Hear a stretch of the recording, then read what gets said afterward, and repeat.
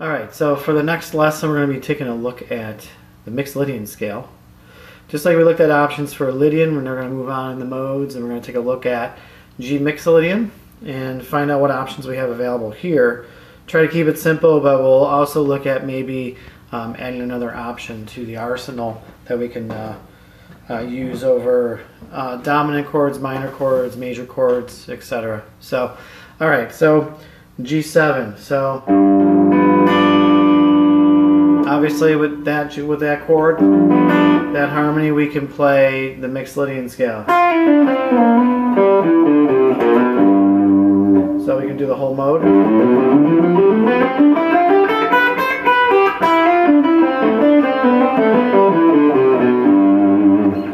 Okay, so we have that, and then we can also add in,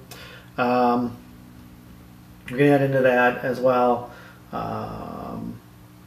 Let's see, our G Major Triad.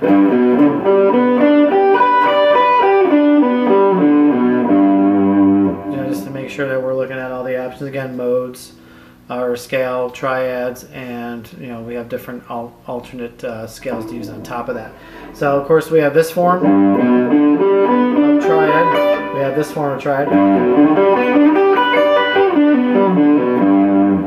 Okay, we can also we'll also look at maybe using Locrian over a dominant chord.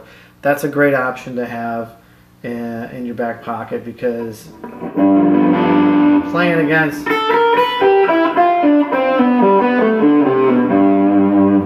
G7 chord or any dominant chord, we have a lot of options and we have a lot of latitude to try different things out and get a lot of dissonance, and it resolves really well. So Locrian mode starts obviously on B. For we're in the key of C major, it's B Locrian.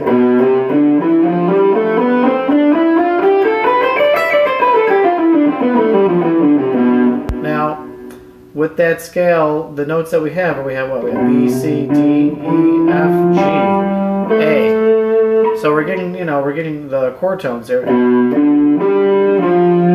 Actually, and the flat 7 for a dominant 7 chord. If we just eliminated the C note, we wouldn't even have that that note against the G. It would sound like it's right at home, right in the pocket.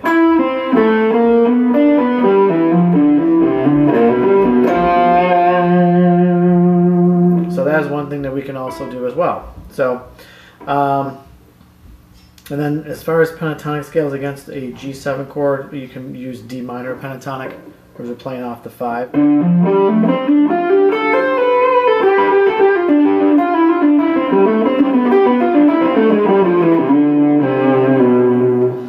You do get some added tension there because we have a C note, we have it kind of lends itself to being a little bit more outside. So that one is a decent choice. You can still use you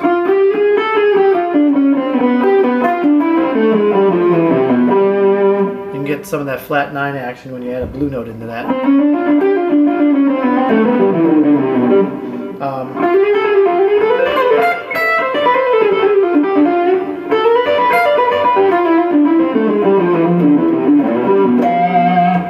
So those are just some other other things that you can use for that. So we have our pentatonic, we have our alternate mode, we have our mode, we have our triad. So now practicing some of those ideas, okay, so again getting back into practicing some ideas, we want to just, I'm going to take this backing track here for G Mixolydian, and I'm going to start from the beginning.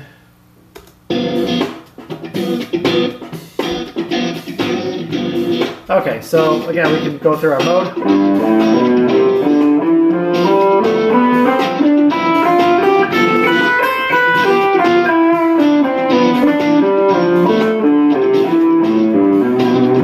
You can also play the mode here.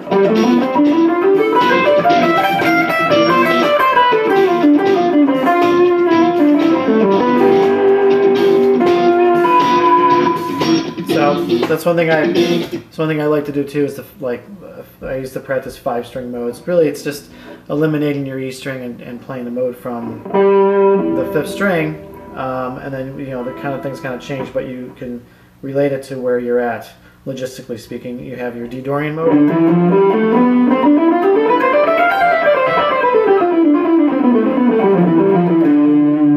And then when we start the string above it, that's our Mixolydian.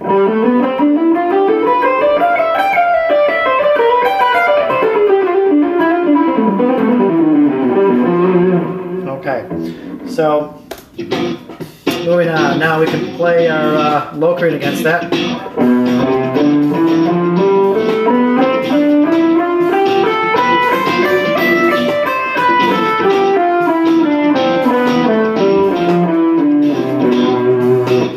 Okay, then our Minor Pentatonic Scale.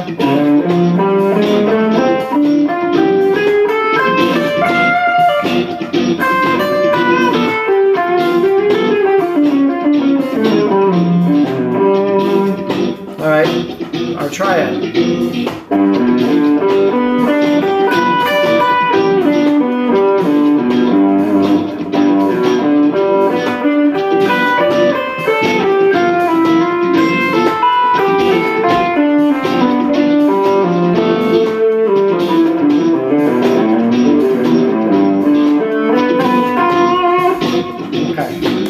So the other thing to look at is adding some chromatic notes. I know we haven't really talked about that a whole lot, but adding the chromatic notes kind of comes along with, like, bebop scales. Bebop scales are very important for building chromaticism, and they're really easy to add into your modal playing as well, because it's just a matter of adding an extra note, making it an 8-note scale as opposed to a 7-note scale. So what I mean by that is, so if you have Mixolydian,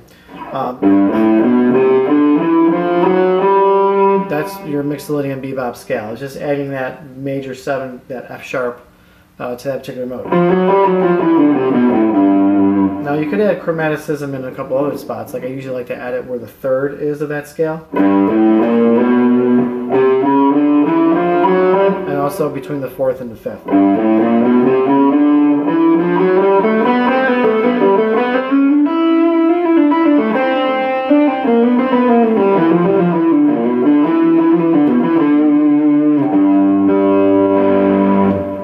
So, and the way that you practice that is like practicing any other mode. You can add that option in there, and it's just basically being aware of where that note is on the fretboard. So that's pretty much Mixolydian in a nutshell. The quick and dirty on different options. Again,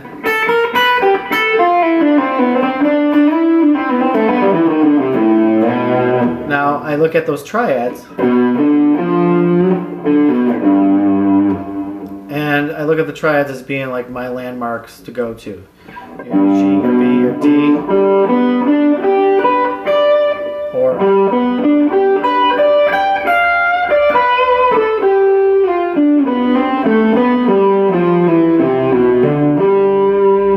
so, like, B, D, G, B, D, sorry, B, D, G, and let's see, G, B. Sometimes the F in there as well.